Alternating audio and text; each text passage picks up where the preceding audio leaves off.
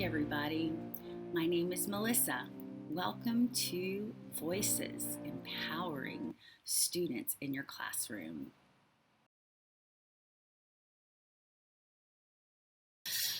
Hi everybody, my name is Melissa Lai and I am an English teacher at Mooresville High School. And I'm so glad that you have decided to join me for the next 45 minutes roughly to talk about voices, student voices, that is, in the classroom. And so we're going to talk today about empowering and developing the students so that they can be heard and that they can feel as if they can make a difference. I remember when I was a teenager, it was such a tough time for me. And that's probably one of the reasons I became a high school English teacher. I was a little rebellious and stubborn, and I wanted to change the world. And I don't want to ever lose that part of me. And of course, life tends to kind of fog that a little bit as we get older. And I just think that I think that teenagers are at such a special time in their life because they are ready to make a difference. They're ready to change things. And instead of squashing that, we need to empower it. And today, this day and age, there's so many issues that students have concerns with, and they want to have a seat at the table. And so we're going to talk today about various things related to empowering students. And my name again is Melissa Lai. Here's my email address if you would like to get in touch with me, and my YouTube channel. I do a little bit of everything on YouTube. And I did a TED Talk a few years ago called I Teach Screenagers, so I hope that you might check that out. So our objectives today are we're going to determine first your implicit bias, because we all have bias, whether we want to admit it or not. And quite frankly, the minute we start admitting it, we are on the road to change. And then what we're going to do is develop a plan to initiate change. And then we're going to examine options for your classroom and allow a little bit of time to reflect. So I have introduced myself, and we're going to first delve into the different types of bias, determine your implicit bias, discuss how to acquire cultural competence, look at some classroom ideas to engage students, and some projects which can bring student voice to the table. And then, as I mentioned previously, have time for a reflection at the end. So let's first start by talking about school culture. Because here's the thing, at the end of the day, if your school does not create a culture in which students feel as if they have a voice and can be heard, it's going to be very difficult for you to create that culture in your classroom. I'm not saying it's impossible, but I am going to say it's a challenge. It truly does take a village. And it's not going to work if it's isolated only to a certain class or certain circumstances. It truly needs to be part of a school culture. So my first advice to you would be to create a committee. We have a diversity group of students. We have diversity ambassadors at our school that work on some really cool programs for the students to create awareness and to add to that culture of diversity and cultural competence. In fact, there's another session that Christy Brawley and I are doing that you may want to check out, and we talk about that in more detail. But it is important. You really need to make sure that the culture is created within your school. And so, as I mentioned, I want to kind of start with talking about the different types of bias. Now, there are so many types of bias. There's no way that we could possibly cover them all. But I want to start with these four basic kind of terms: confirmation bias, congruence, resemblance, and implicit bias. Okay, this is where we're going to start from. So confirmation bias is basically when you're not really seeking out the objective facts, where you are interpreting information to support your existing belief. You only remember, it's like that selective memory, right? Which we all have when it comes to certain things. My husband has an issue with selective memory with certain things. But, you ignore information that might challenge your beliefs. And this is something that we all probably do on some level with certain things. Then there's congruence bias, which is really our brain's way of self-preservation. Our brains are specially made, and this is a unique biological function that is in each of us as a way to survive, so to speak. And in some ways, it provides value, right? Because it helps us to preserve who we are and what we stand for, right? And so there is a little bit of value in that. We all have certain things that we stand for and believe in. Unfortunately, though, that can lend itself to becoming a destruction or destructive type tendency. And then we have resemblance bias. So resemblance bias is, I think, one of the most common types of bias that we often recognize. And that is when we tend to judge situations based on the resemblance of similar situations. I recently had a situation in my classroom this past year, and I was so upset with myself. There was a student that was in the classroom that dressed in camouflage and wore a hat and, very down-to-earth, southern country kind of guy. Doesn't say a lot, had a little bit of an accent.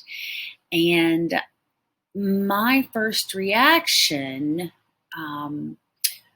was that this student probably didn't care a lot about school. And I tend to do conversations. Well, at the beginning of the year, I always have data conversations with my students. And I have one-on-one conversations where we look at their EVOS data and we discuss their goals. And this particular student, I brought him up and pulled up his EVOS data, and he was in the 99th percentile and was brilliant and really did care quite a bit for school. And I had to kind of step back and say, oh my gosh, I was totally being biased. And I had these notions in my head based on situations in the past with certain students.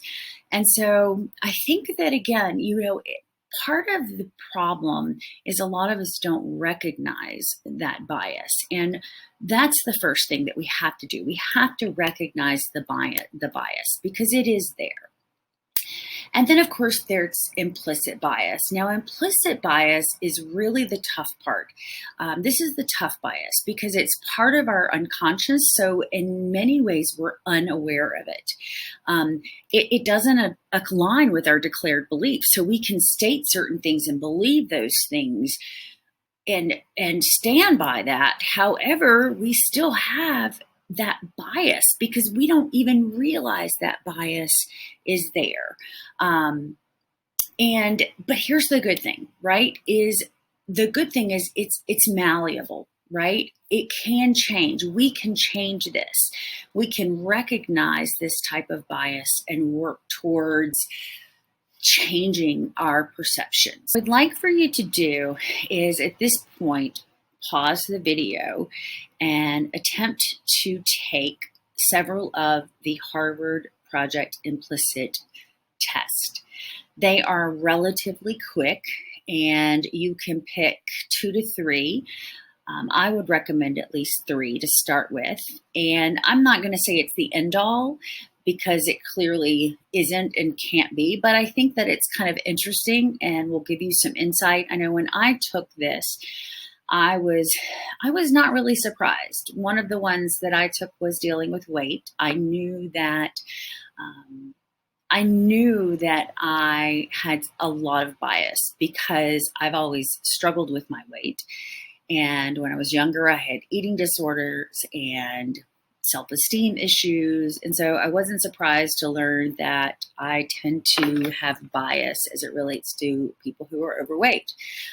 Even though I am currently overweight, which drives me crazy. But I also did the one dealing with gender, and I thought that my results were pretty interesting with that, as well as with race. And I found it interesting that when I did the one related to race, that I am actually more biased towards white people than I am people of color. I tend to be more accepting of people of color than I am my own race. And I wasn't surprised by this completely because in my previous school district, we did a pretty lengthy assessment to determine where we kind of fell on this pendulum, and the results were pretty similar. So again, what I would like for you to do is to pause the video and to pick 3. There are quite a few options. There is disabilities, gender, sexuality, skin tone, Asian, weight, religion. So I would pick 3 and try them and see what your results show. Okay, guys, make sure that you take at least 3 of the assessments. Don't forget. And then we'll be right back to finish everything up.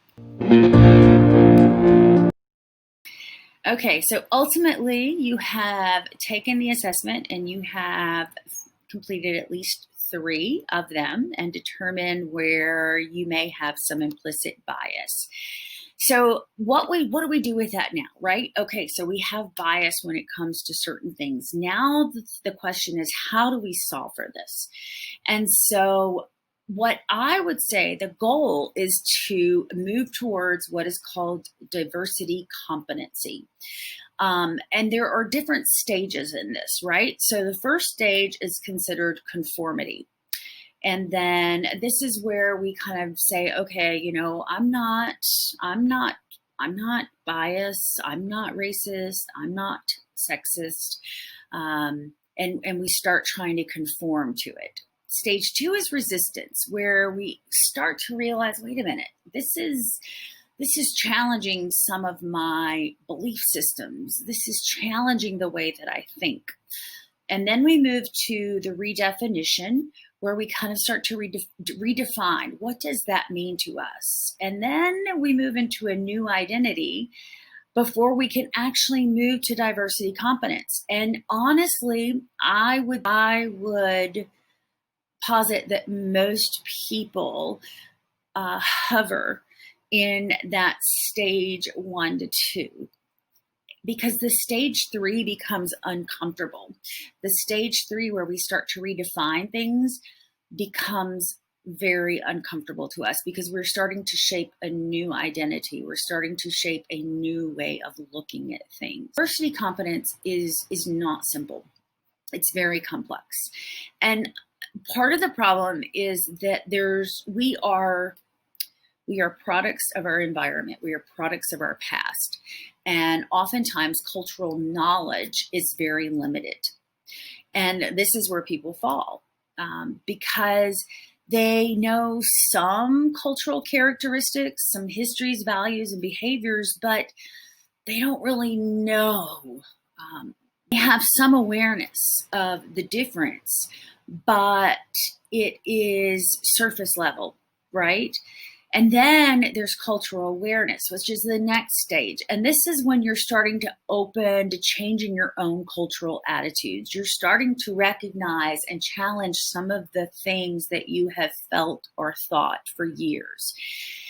And then you move into the cultural sensitivity stage, which is when you know the differences exist and you don't really assign values, but you have that internal conflict. And again, this is where we start to create this change, this redefinition. It becomes very uncomfortable for us. But the goal is to reach cultural competence. And again, I would dare say that most people in the cultural knowledge end of the spectrum, moving a little bit towards the cultural awareness, it becomes very difficult when you get to the cultural sensitivity and you really start to realize the things that exist. And there's a conflict internally because we see those differences and we see others assigning values to those differences. And ultimately, the goal, though, is to reach that cultural competence where it brings it all together. So the person has knowledge, they are familiar with the systems, they have experiences, they can internalize and acknowledge things, and they work to redefine and to continuously redefine and challenge and change notions, right? Because they recognize that there is so much diversity within our world, and there is not just one way. It is really about celebrating and embracing differences. I love this quote that I included. I cannot think for others or without others, nor can others think for me, even if the people's thinking is superstitious or naive. It is only as they rethink their assumptions and action that they can change, producing and acting upon their own ideas, not consuming those of others. And so often we consume ideas of others, and we almost demand our students to do the same. And that is what's got to change, right? It is not about what we think. It is about what they think. And a truly effective teacher creates learning experiences in which a student can determine and solve for problems on their own. And you are working as a coach, as a guide along the journey, and creating experiences where they can flourish and where they can grow. But we want our children to think for themselves. We want them to challenge notions. I love it when my students challenge me, and I tell them that. I love it because it shows me they're thinking for themselves and they are utilizing critical thinking skills, which is so important. And so what we must do as educators is, first of all, we cannot think for our students. We can think with them, but not for them. We need to allow them to think for themselves and to have their own voice. Now, as an English teacher, I always challenge their notions, and some of them get very frustrated because the question why is said at least 10 times a day sometimes. And by the end of the semester, they're turning around and asking me why, because I want them to justify. I want them to be able to say something, and not just because someone has told them that or just because it's an opinion, but I want them to justify what they think. But we need to help them to do that, right? We need to create learning experiences where they feel empowered. We need to recognize our own bias because it is there. We need to have fearless conversations continuously. And this is hard for some teachers. Some teachers are very scared to do this. And I have always been a little bit of a daring individual. And I have been called into the principal's office a couple of times because of conversations and material that we were covering. But, I do believe it's an injustice to hide things, brush it under a rug, and act like it doesn't exist. And unfortunately, there are some parents out there that may not want students to have certain conversations. There may be conversations that conflict with their views. But here's the thing, at the end of the day, we have to prepare children for those conversations. We have to prepare children to recognize that the diversity is there, and we need to help them to learn how to embrace and celebrate those differences. And it can be challenging at times because there are some very ingrained notions, but that doesn't mean we don't do it. We need to have those conversations. And every once in a while, you may have situations where parents will question or challenge. And those are situations you can handle in a one-off situation. I have even have told my students, one of the things that I will tell my students up front is we're going to have some sensitive conversations. And if there's something that you're not comfortable with discussing, I want you to be able to tell me and let me know. And you can step out if you need to step out, because I don't want anyone to feel uncomfortable. I want everyone to feel safe in my classroom.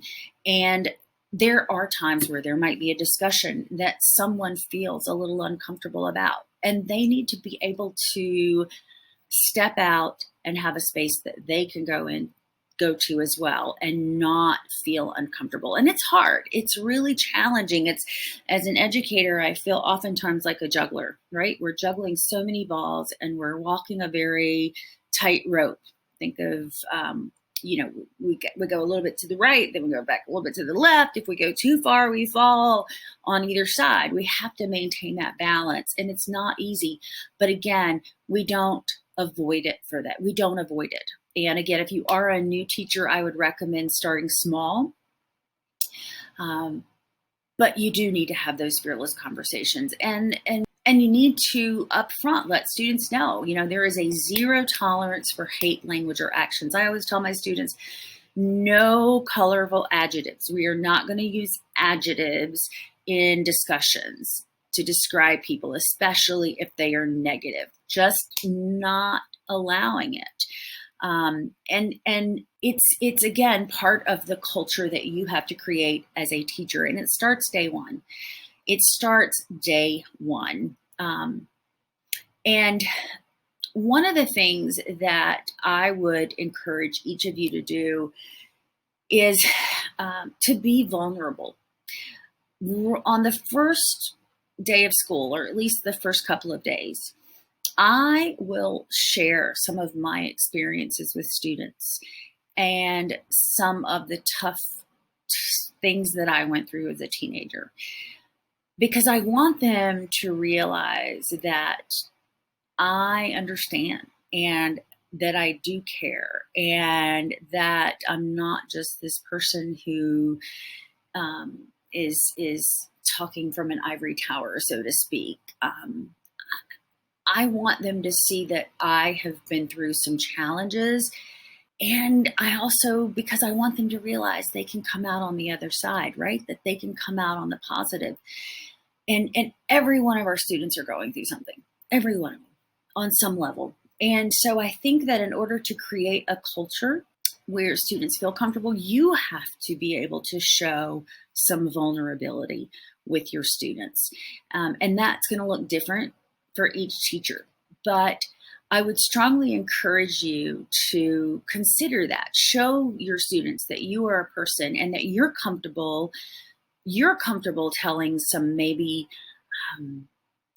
uncomfortable things about yourself, because then your students are going to feel like, wow, okay, if she can do this, I can do this. And so right from the get-go, you're creating this atmosphere where there's acceptance, right? And others feel like, okay, I can be vulnerable as well. I can't tell you how many times I have started telling stories, and then students will open up and tell similar stories. So, but again, and they're kids. There are times where people will say things that are appropriate, and you have to cut it down right from the get-go. You just can't allow it. There absolutely has to be a zero tolerance for it. And I think that one thing that is helpful is at the beginning of the year to also have a conversation with your students about what respect looks like. and have them come up with the rules, so to speak, of your classroom of what we will tolerate and what we won't. And then last but not least, it's important that we promote bias literacy, which means we need students to recognize that it's there. We need them reading and talking and embracing this topic, because only then will we be able to address some of the issues that we have in society. Teachers do play a huge role. You know, in a recent study in the Social Science Research Journal, it found that teacher bias has a profound impact on students' own expectations and achievements. Prejudices and assumptions get projected onto students, no matter what you may think. In some way, shape, form, fashion, they will affect them. Think about the Pygmalion effect, right? Success breeds success. Simple. And if you are negative and if you are harsh, that can also carry over. I know when I have a bad day and I come in and I tend to wear my emotions on my sleeve. It carries over and I start showing it, and the next thing you know, it's impacting other people. Relationships are at the very center of everything that we do. And so we do play a huge part in this. And so my question to each of you is, are you willing to work through the discomfort, to walk through the discomfort? Because that's really what it's about. We have to walk through the discomfort because things will not improve until we have those tough conversations. And again, we have to first start with admitting our own bias. Hopefully you completed the assessments, or at least 3 of the tests, and you kind of discovered a few areas in which you may have some bias. Again, it was not the end all. There are other assessments out there that you can take that are much more complex, but it still gives you a little bit of an inclination. And then we need to have those conversations with our students, and we need to listen. It does take time. It's not going to happen overnight. And, you know, if you think back to the stages, once you get to that cultural competence stage, you are continuously growing and changing and learning and recognizing. It is a nonstop thing. It's impossible to get to a point where, oh, I know it all. I am completely competent as it relates to all culturals. It's totally impossible. But it's about recognizing it, and it's about noticing those things in your life that you need to change, that you need to be aware of. So I want to share with you actually this quote: communicate unto the other person that which you would want to communicate upon yourself. It's kind of like the golden rule. I want to kind of talk with you a little bit about some things that you can do in your classroom that I have done that has been very successful with me. And first of all, it's creating opportunities where students can talk. And then second, teaching the children how to listen to others. And usually it's actually the listening part that I teach first. We do some activities. There's some really cool activities out there that you can do that help with teaching effective listening skills. People hear, but they don't always listen. And so students are very open and receptive to some of these activities. You know, one of my favorite ones, and it's an old time, but where you tell somebody something and then they tell the next person and the next person and the next person and whisper in their ear. And by the time it gets back around, it is totally convoluted and not what was originally said. But I think that it starts by doing some really good listening activities with students and continuing to reiterate that. And then having opportunities for students to talk. Have opportunities weekly for students to be able to talk about things. As I mentioned earlier, begin day one, show your vulnerability.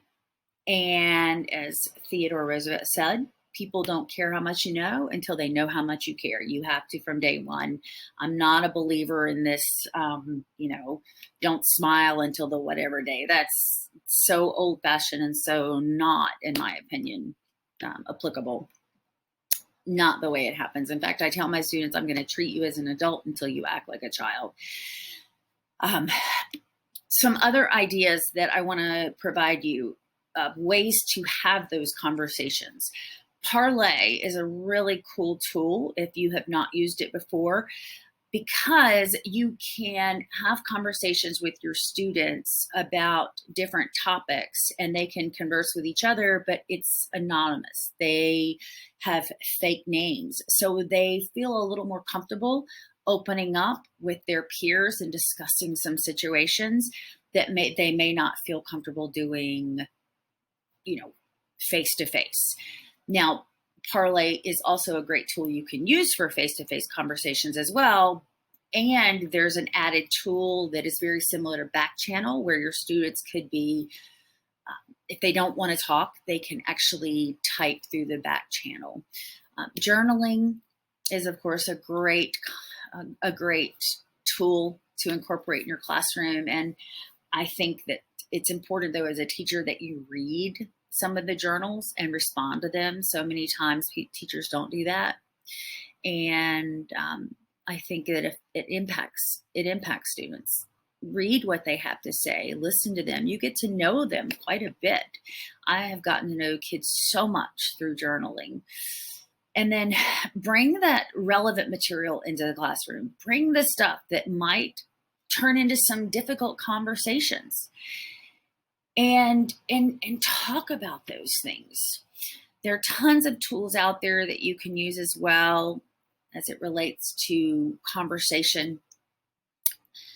Here's the thing, though. You have to take the risk. If you risk nothing, as Gina Davis said, you risk everything.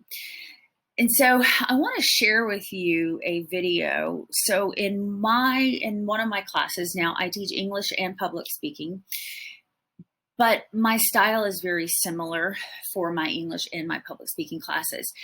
I really always aim to get to know my students, and I want to know them and who they are and what they're all about. And this past year, I had some students who shared some really awesome things when we were doing our poetry unit.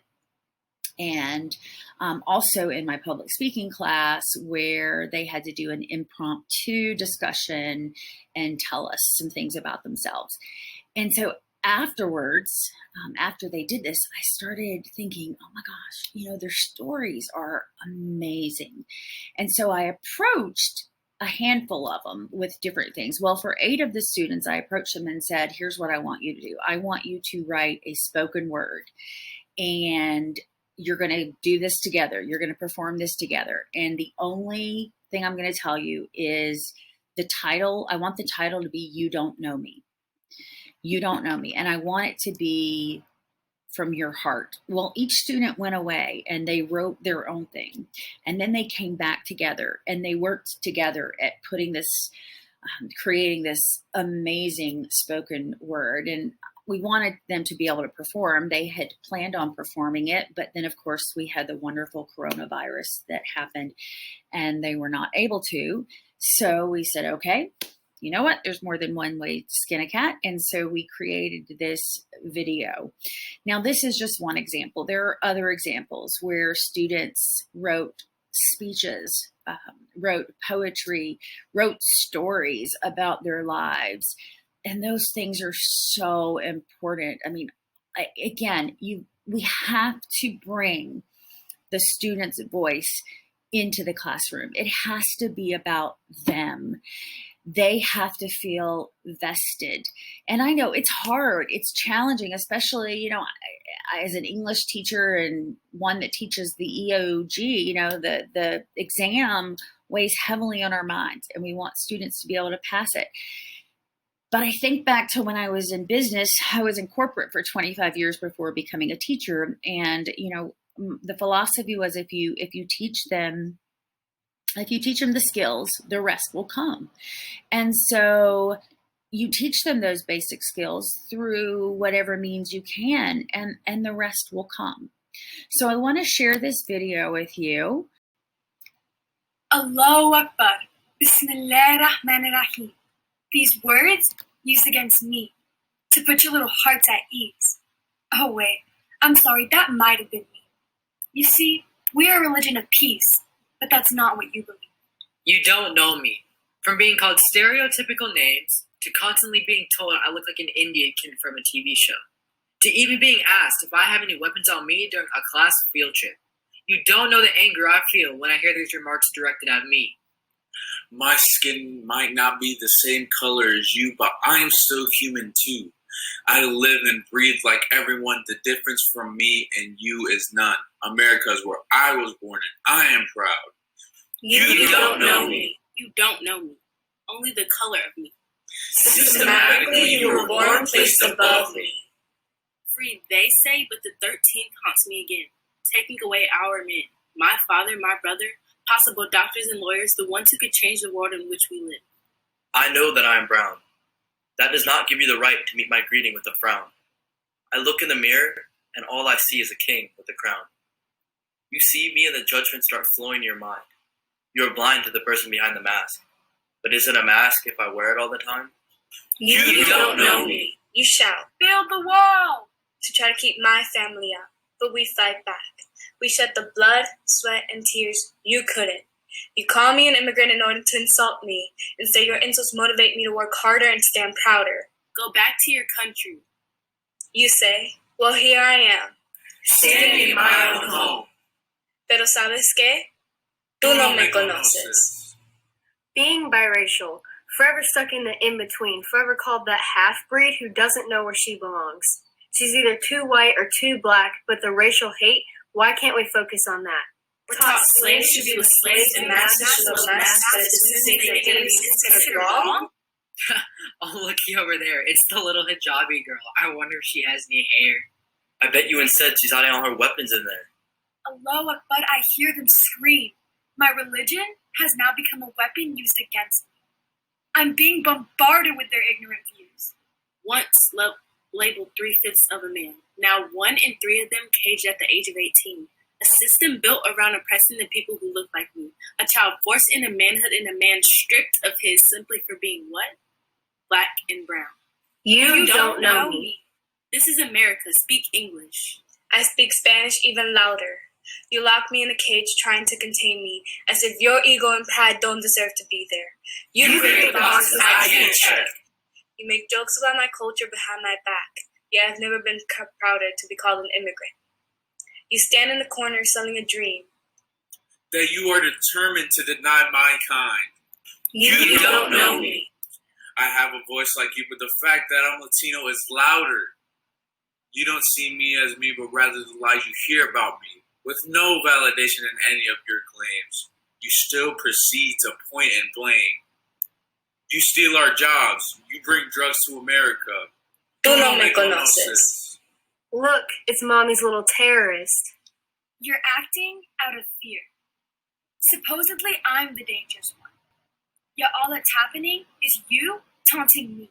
But I guess that's just the world we live in. No, you don't know me. But do you want to? Or am I just a black girl with the long hair that could be a potential threat to you? Working hard to overcome the stereotypes. Dothead, curry muncher, cow worshiper. If you got to know me, you know that I'm Christian. We have more similarities than you think. But why should that even matter? You don't know me. You don't know me. You don't care about me. You just want to see the differences so you can feel superior. You put me in a box in hopes that I cannot escape. Racism is all that I can see in our social landscape. I am not Baljeet. I am not Robbie. I am me. How would you feel if you were in my shoes and got mistaken as the person standing right next to me almost every single week since the beginning of middle school? Just because of our race and the color of our skin. Society today doesn't believe that people of different skins should love, and that interracial marriage is wrong. Didn't your mother ever tell you, Don't judge a book by its cover? I may be a minority, but every time you hear my name, fear washes over your face. You let a label define me, but you don't know me. You do not know my story, so please meet me, the person I am inside, not the skin barrier I was told outside. You say you are afraid, but so are we. Now tell me, which side will you choose to see? Tú no me conoces. Tu mujhe nahin jante. Awandazi? You don't know me. But do you want to? Okay, so I was so proud of these students. I can listen to it over and over again, and I still get chills. They call themselves the Diversity University. So very impressed with them. But again, I can't tell you how many students have brought a piece of themselves to the classroom and to the learning experience. And what's really cool is, as a teacher, I find myself growing alongside with them, which, if you are, as an educator, we know you never stop learning, and we can learn so much from these students. And what's more, we can give them an opportunity to feel empowered, to feel like their voices matter, and to bring relevant discussions into the classroom, which will ultimately help them develop skills for the future and help us to eventually end up in a society where there is less hate and more tolerance and appreciation for diversity.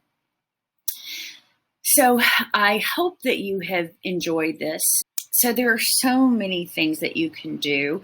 Again, I mentioned earlier that our school, we created a diversity group, and we have what's called diversity ambassadors that work with our students to bring issues to the forefront and to ideally create change. They've planned some really cool events. We had a culture night, we had a video game night, which was tons of fun. We had honors AP panel, which was wonderful, where we talked about, had conversations about honors and AP classes, because it is pretty obvious when you look in many AP classes, the majority of the students are white. And, that in itself should be an indicator that, okay, there's an issue here. We need to have more opportunities for our students, and we need to encourage them. And so one of the things we did is we had a panel of students that were very diverse, who spoke with our student body, and students who had the ability as far as their skills and their testing scores. We looked at testing scores, grades, and worked to bring some of those students into the AP classrooms, and it was a huge success. We have collaborated with our French and Spanish National Honor Societies.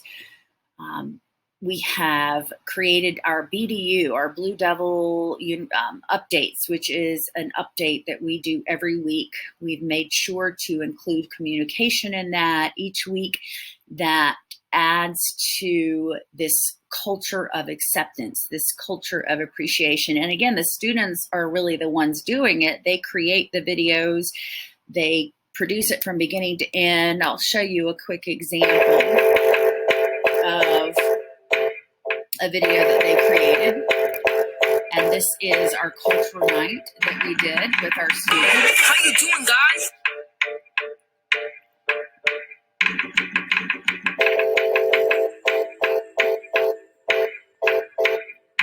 This is our culture night, where it's hosted by the Mooresville Student Diversity Ambassadors. We have the French Honor Society, Spanish Honor Society, we have Russia represented tonight, and Colombia. It's a really great event and a great turnout, and we're so happy that all these people came and supported us tonight. Welcome to the Blue Devil Update. Welcome to the Blue Devil Update. My name's Ian. I'm CJ. Yeah, darn right you're going second. What's going on this week? Have you seen Endgame yet? Yeah. Love you 3000. Ha! Let's get into the show.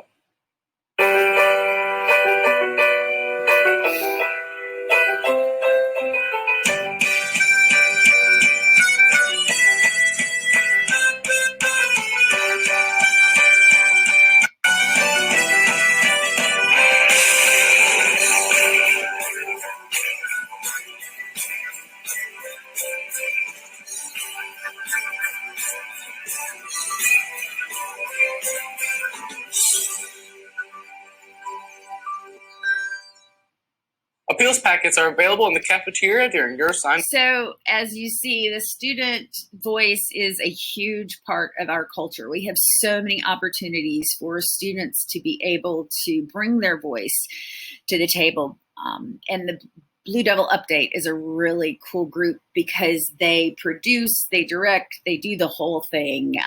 It's just, I think I get really excited with it. So many different options though and things that you can do. We have, of course, our Club Rush, and then we have our student ambassadors who, as I mentioned before, really help to bridge the gap. And they lead the organization and they lead the school, and it's exciting to see the leadership that they bring to the table and some of the changes and some of the events that they have planned. We have had Dr. Joseph Allen come and lead some discussions with our students as well as our parents, because again, it's something that has to be within your entire school community. It has to be part of the culture. Our STEP team also came to an event and shared their history and performed. It was so wonderful. So I hope that you got a little bit from this, and I hope that if you have any questions, you will feel free to email me those questions. And please, if you would make a point, make sure that you complete the survey. So thank you again. And if you have any questions, please let me know. Would love the feedback as well. If you will complete the form at the end of the course and include your reflection. There is a portion at the end for you to reflect on what you discovered when you did the implicit bias test. And there's also a section for you to develop a plan. What are you going to do as you move forward? What are some steps that you're going to take this coming year to create a culture of acceptance and appreciation and embracing diversity, and truly aim for that cultural competence within your school and your classroom. So thank you again, and I hope you found some value in this.